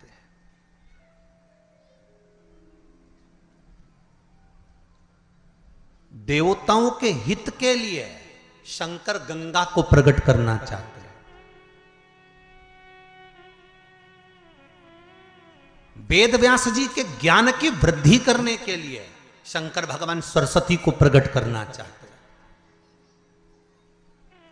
संसार में बहुत गरीब से गरीब भी लोग रहेंगे जो अपने घर में शंकर की मूर्ति अगर रखे। ने जन्म लिया 5 तारीख को, हो सकता है 5 तारीख को सोमवार के दिन ही जितनी बजे तुम्हारे बच्चे ने जन्म लिया उतनी ही बजे कोई दूसरे हॉस्पिटल में किसी दूसरे बच्चे ने जन्म ले लिया।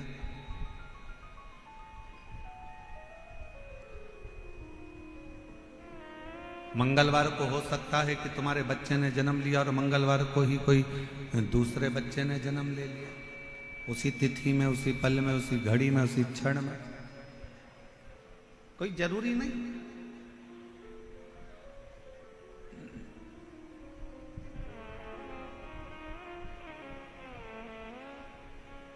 एक ही दिन में अच्छा खासा चल रहा था, उसको बेकार कर दिया पूरा। एक ही दिन में, एक ही घड़ी में, एक ही पल में, एक ही समय में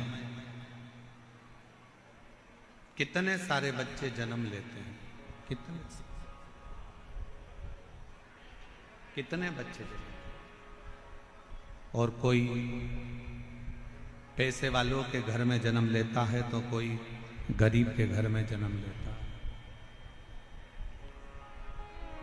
कोई जन्म लेते ही चांदी की चम्मच मुंह में रखकर खीर खाता है तो कोई चटाई पर सोकर भूख से बिलबिलाता है।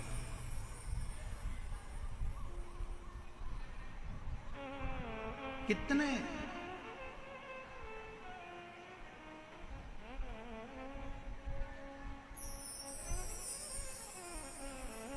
कोई जन्म लेते ही गाड़ियों में घूम रहा होता है और कोई रेंग कर चल रहा होता है। जरा विचार करिएगा, जरा विचारिए।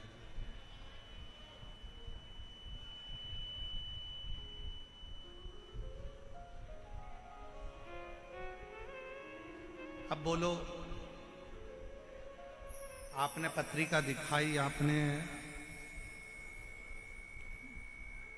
पत्रिका दिखाई, आपने हाथ दिखाया और अपना अपना भाग्य बताया।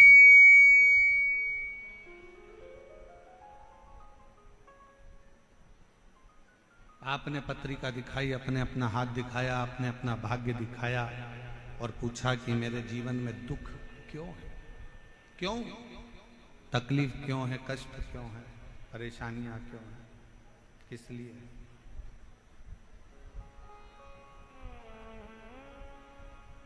उसका एक उत्तर है आपका पूर्व का किया गया कर्म। इसलिए फिर कहेंगे आप लोगों से कि मत बुरे कर्म कर बंदे वरना पछताएगा, भगवान की आंखों से तू बच नहीं पाएगा, तू बच नहीं पाएगा। अरे ओ अज्ञानी मत करना दानी, अरे ओ अज्ञानी मत करना दानी। तेरे कर्म का फल भी तू ही पाएगा, जैसा किया तूने तेरे आगे आएगा। मत बुरे कर्म कर बंदे वरना पछताएगा, भगवान की आंखों से तू बच नहीं पाएगा, तू बच नहीं पाएगा। अरे ओ अज्ञानी मत करना दानी। एक ही समय में, एक ही घड़ी में, एक ही पल में, एक ही नक्षत्र में, एक ही दिन में ना जाने कितने कितने बच्चों का जन्म होता है, ना जाने कितने कितने बच्चे पैदा होते हैं। सबका अपना अपना भाग्य होता है, सबकी अपनी अपनी किस्मत होती है।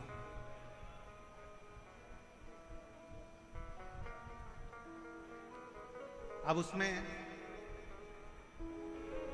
आप चाहे किसी को भी जाके अपना भाग्य पढ़वा दो, आप चाहे जाकर किसी को भी अपनी किस्मत पढ़वा दो, जो पूर्व में किया है उसको भोगना ही है। जो पूर्व में करा गया है, बाहर की आवाज अंदर आ रही है पर अंदर की आवाज अंदर नहीं आ रही। पूर्व में जो कर्म किया है उस कर्म को तो भोग। इसलिए फिर निवेदन करूं, श्रेष्ठ कर्म करते हुए आगे बढ़िए। श्रेष्ठ कर्म बढ़ते श्रेष्ठ।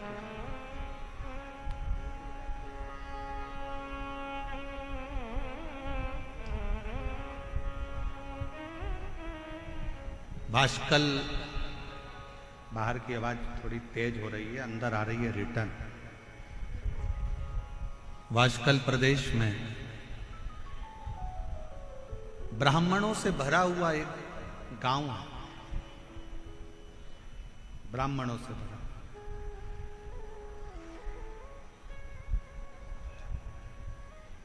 और उसी गांव में एक बिंदुक नामक का ब्राह्मण रहता है और जिसकी धर्म पत्नी है चंचुला।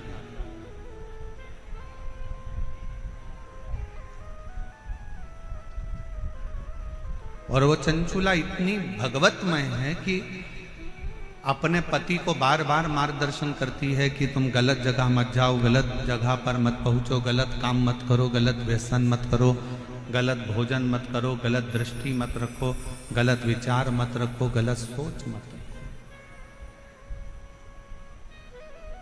और ये विश्वास करता है कि भारत के भूमि की प्रत्येक मां, प्रत्येक स्त्री, प्रत्येक नारी अपने पति को, अपने पिता को, अपने पुत्र को, अपने भाई को ये उपदेश देती रहती है कि गलत काम मत करो।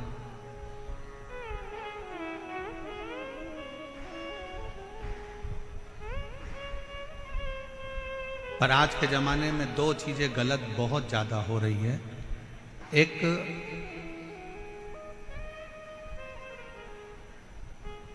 भोजन गलत होने लगा और दूसरा पहनावा गलत होने लगा।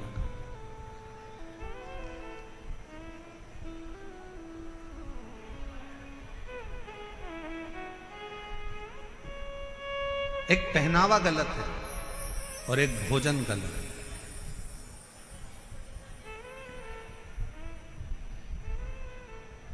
एक बात आपसे पूछें, उत्तर दीजिएगा जरा।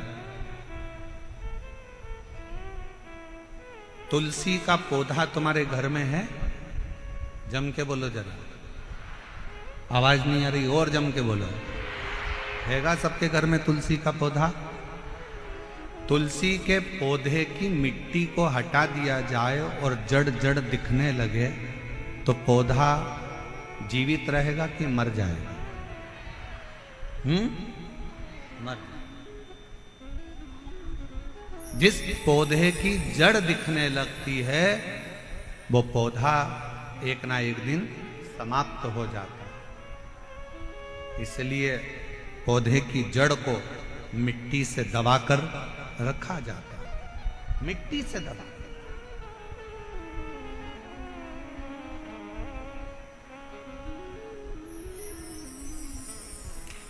पौधे की जड़ को मिट्टी से दबाकर रखो तो वो पौधा कभी समाप्त नहीं होता। उसी तरह वस्त्र पहनते समय एक एक बेटी को, एक एक महिला को इस बात का स्मरण होना चाहिए कि अपने पेट में जो नाभि है ये जड़ है। इस नाभि को जितना वस्त्र से दबाकर रखोगे उतने सुरक्षित रहोगे, उतनी सुरक्षा आपकी रहेगी, उतनी सुरक्षा।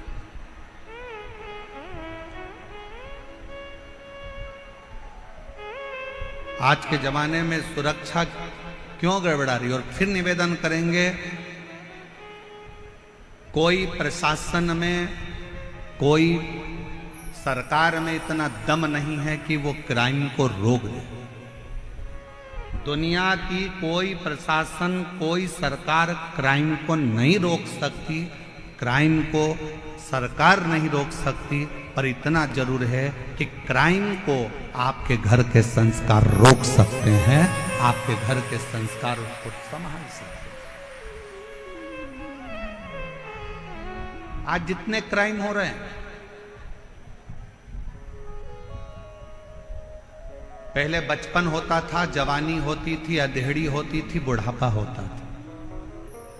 जरा बोलिएगा मेरी जयपुर की जीजी और मेरे जयपुर के जीजाओं और मेरी बेटियों और बेटाओं, मेरी माताओं, मेरे भाई, पहले 4 अवस्था होती थी, बचपन, जवानी, अधेड़ी और बुढ़ापा। 4 अवस्था होती थी। आज के जमाने में केवल 2 अवस्था रह गई। आज के जमाने में केवल 2 अवस्था रह गई है। एक रह गया बचपन, जो दूसरे नंबर पर रह गया बुढ़ापा। जवानी और अधेड़ी ये दोनों तो बचपन में मोबाइल चला चला कर आज का व्यक्ति जो जवानी में कार्य करता था वो मोबाइल चला चला कर बचपन में कर रहा है। तो ना जवानी बची ना अधेड़ी।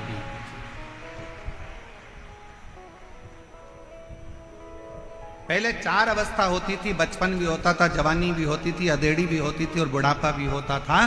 आज के ज़माने में जैसे जैसे कलिकाल बढ़ता चले जा रहा है, फैशन बढ़ता चले जा रहा है, व्यसन बढ़ते चले जा रहा है, गलत भोजन बढ़ता चले जा रहा है, वैसे वैसे घर से 2 चीज़ें अवस्था की चली गई। ना तो जवानी बची ना अधेड़ी बची, क्योंकि बचपन में ही बच्चे सोशल मीडिया पर मोबाइल का प्रयोग कर कर कर छोटे छोटे बच्चे, आज के ज़माने में वो छोटे बच्चे जवानी के जो क्रम थे, अधेड़ी के जो क्रम थे, वो छोटे छोटे बच्चे उस जवानी और अधेड़ी के क्रम का स्मरण कर रहे हैं। अब कहाँ गया वो जवानी, कहाँ गई वो अधेड़ी?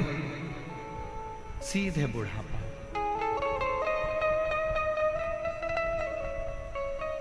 इसलिए निवेदन है, अपने घर के बच्चों को श्रेष्ठ संस्कार देने का प्रयास करो।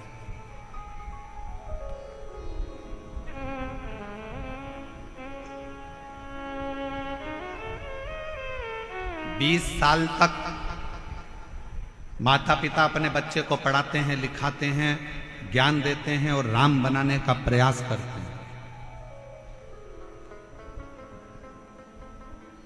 माँ अपने बच्चे को बड़ा करती है, कोचिंग करने के लिए कहीं जयपुर भेज देती है, कहीं कोटा भेज देती है, कहीं जोधपुर भेज देती है, कहीं दिल्ली भेज देती है, कहीं पुणे भेज देती है, कहीं बेंगलोर भेज देती है, कहीं इंदौर भेज देती है, कहीं भोपाल भेज देती है,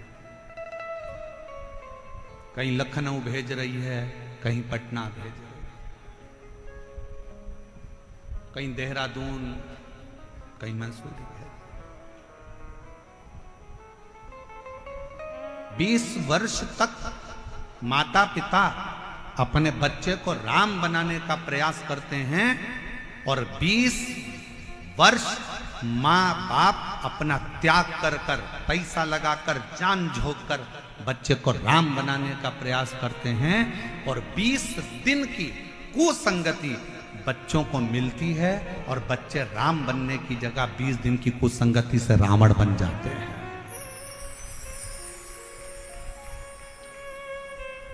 20 वर्ष की करी हुई तपस्या, 20 वर्ष का करा हुआ त्याग, माँ बाप का सब धरा की धरा रह जाता, सब पड़ा।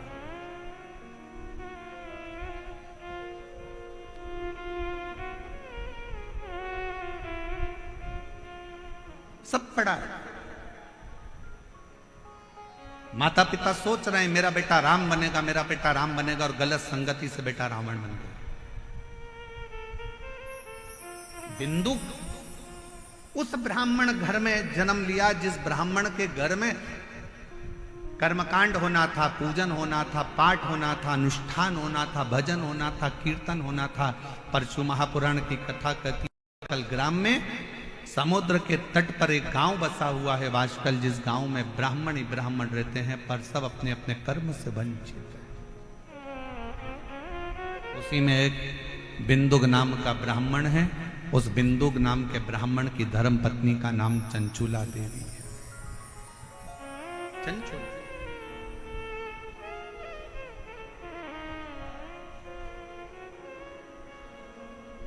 इस भूमि के 2 भक्त ऐसे हुए हैं जिनका चरित्र शास्त्र वर्णन करता है। पहले नंबर पर नरसिंह मेहता, भारत की भूमि के वो संत हुए जो जीते जी शरीर को लेकर गौलोक धाम में जाकर भगवान कृष्ण और राधा जी का दर्शन कर लेते। और वो दर्शन कोई दूसरा नहीं कराता, वो दर्शन कोई दूसरा नहीं करा रहा, वो दर्शन करा रहे हैं स्वयं देव अधिदेव महादेव, स्वयं शंकर, स्वयं शिव। और दूसरे नंबर पर है चंचुला देवी, भारत की भूमि की वो स्त्री जिसका पति मर चुका था और प्रेत योनि में पड़ चुका था, मर गया, अंतिम संस्कार हो गया, प्रेत योनि में पड़ गया। प्रेत योनि में पड़ने के बाद लोग उसके लिए तर्पण करते, पिंडदान करते, तिलांजलि देते, पर भारत की भूमि की दूसरे नंबर पर है चंचुला देवी, जिसका पति मर गया था, बेधव्य हो गई थी। उसके बाद भी जैसे शंकर भगवान ने नरसिंह जी को जीते जी गौलोक धाम का दर्शन कराया, उसी तरह चंचुला देवी भारत की भूमि की वो स्त्री रही जिसका पति मर गया, उसके बाद भी शंकर की कृपा से वो अखंड सौभाग्यवती हो गई। ये शिव की कृपा, ये शंकर की कृपा। और हम तो बाबा के भरोसे चलते हैं, हम तो बाबा के भरोसे चलते हैं, ये दुनिया वाले जलते हैं, ये दुनिया वाले जलते हैं, हम तो बाबा के भरोसे चलते हैं, हम तो बाबा के भरोसे चलते हैं। जो भगवान के भरोसे चलता है तो भगवान उसको साथ देता है। एक पत्र बड़ा विचित्र आया है, देखिए।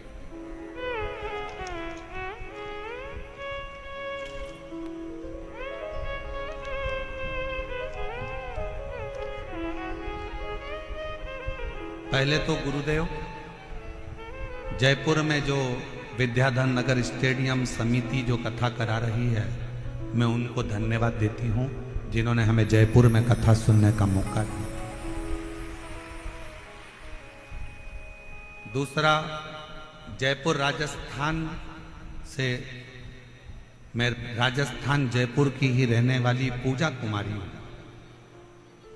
मैं बिहार मुंगेर जिले की रहने वाली हूं, परंतु मैं स्थायी रूप से जयपुर में रहती हूं। सालों हो गए यहां रहते रहते। पत्र लिख रही हूं गुरुदेव। टीवी पर जब कथा सुनती थी तो देखती थी कि पत्र पढ़ते हैं आप और सबका काम होता है। बाबा से प्रार्थना करती थी कि बाबा, बड़ी गजब की कथा शिव पुराण होती है जिसमें दुनिया के लोग अपना पत्र लिखकर भेजते हैं और वो सियोर वाला बाबा पत्र पढ़ता। गुरुदेव, हम 3 बहनें हैं, हम तीनों बहनों की शादी हो गई है, हम तीनों बहनों के घर बच्चे हो गए हैं, हम तीनों बहनें बड़े आराम से रहती हैं। गुरुजी, हम 3 बहनों का एक भाई है जिसकी उम्र 25 साल थी। भोलेनाथ जी की कृपा से उसकी सरकारी नौकरी जूनियर इंजीनियर के पद पर लगी थी। 6 महीने नौकरी के हुए, हम तीनों बहनों की शादी हो गई, हमारे घर बच्चे हो गए, हमारा भाई 25 साल का हो गया, उसकी नौकरी लग गई। उसकी शादी की तैयारी चल रही थी, शादी के लिए सोच रहे थे क्योंकि अब उसकी गवर्नमेंट जॉब लग गई है तो उसकी शादी कर। लेकिन किस्मत को कुछ और ही मंजूर था। हमारा भाई 2020 नवंबर को बाथरूम में फिसल गया और बाथरूम में फिसला, उसके सिर में गहरी चोट आई। हमें सब मिली, खबर मिलते ही हम तुरंत अस्पताल में भर्ती कराए, इलाज कराया। सिलीगुड़ी हॉस्पिटल में लेकर गए। कुछ दिन तो वो ठीक रहा, फिर उसकी तबीयत बिगड़ गई और अस्पताल में ही उसने दम तोड़ दिया।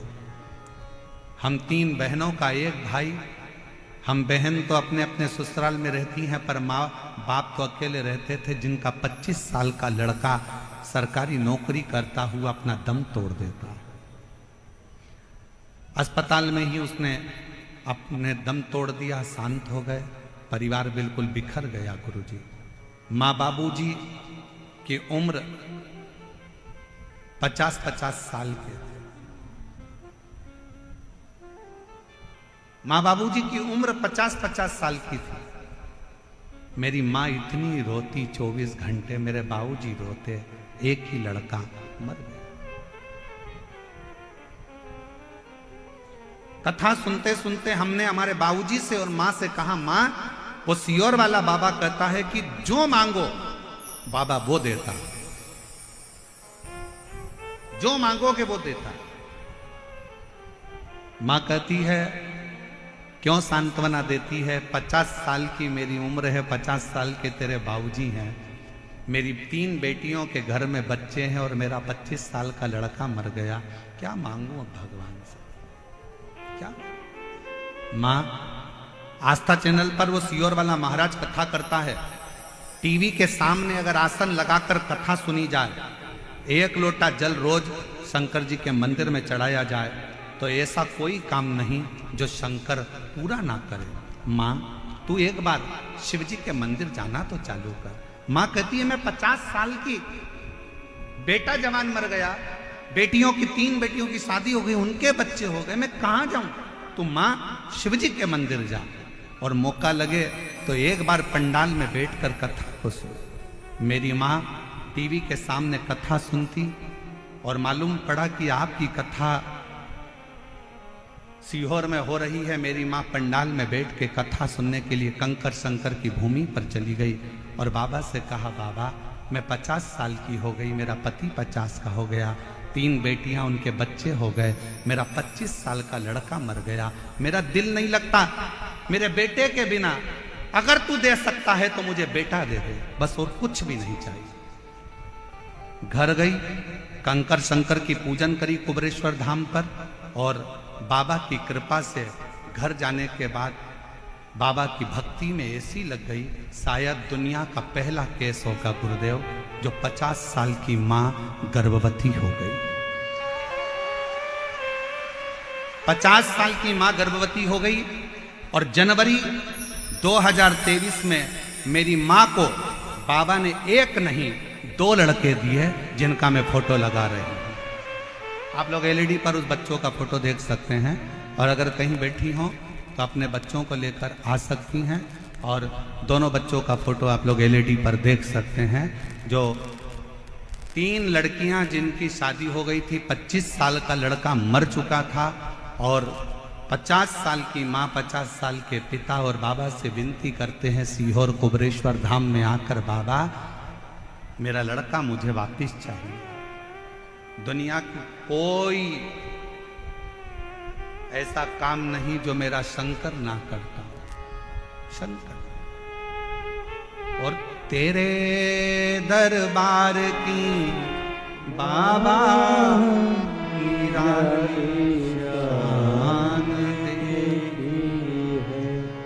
फिर निवेदन करूं मेरी जीजियों, दुनिया की दृष्टि में जयपुर में केवल शिव पुराण की कथा हो रही है।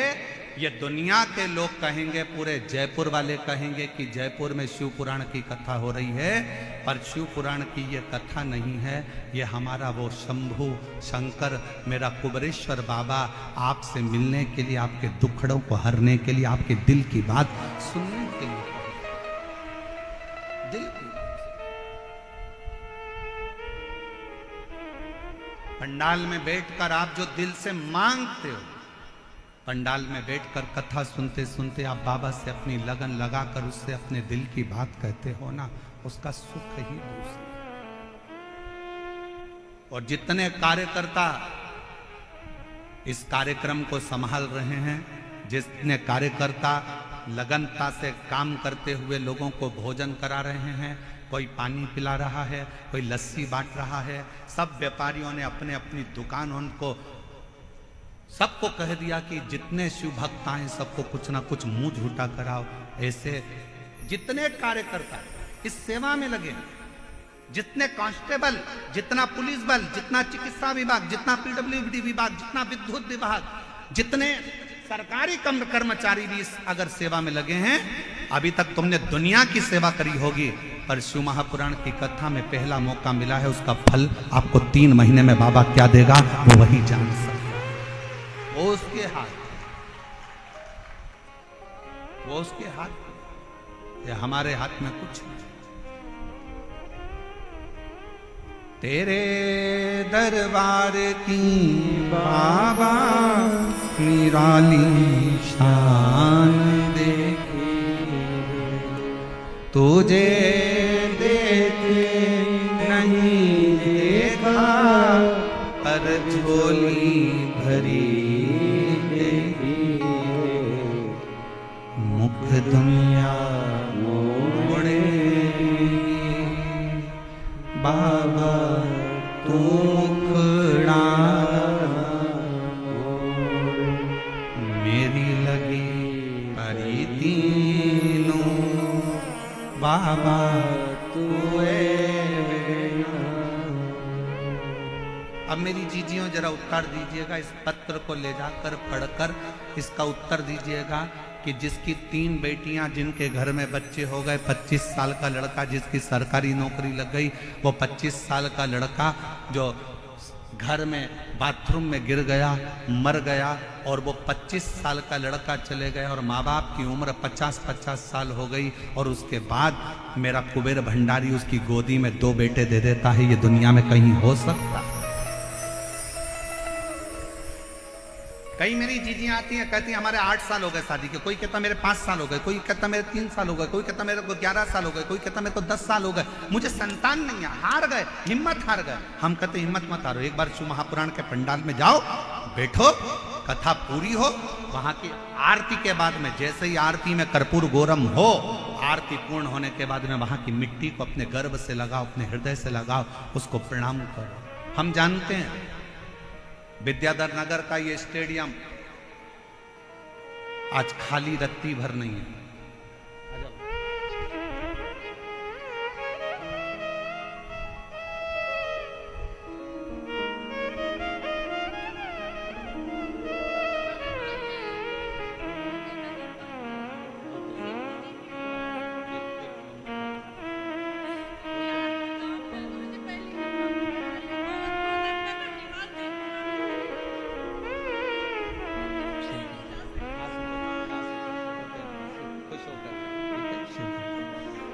इन्हीं के 25 साल का भाई मर गया था, और यही दीदी ने अपने मम्मी पापा से कहा था कि पापा मम्मी एक बार पंडाल में बैठकर कथा तो सुनो, बाबा देगा। कह रही हैं मेरे 2 भाई मेरे बाबा ने दे दिए मुझे, एक ही जगह 2। शिव शंकर,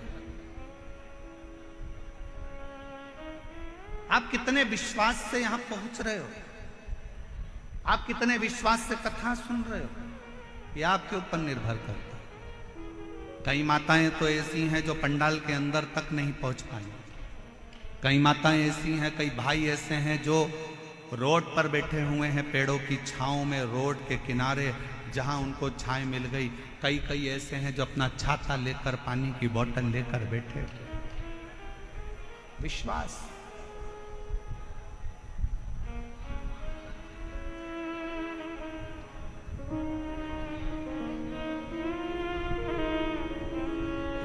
ये भरोसा, इसीलिए कहते हैं ओ बाबा रे तेरे बिना भी क्या जीना, ओ शंभू रे तेरे बिना भी क्या जीना,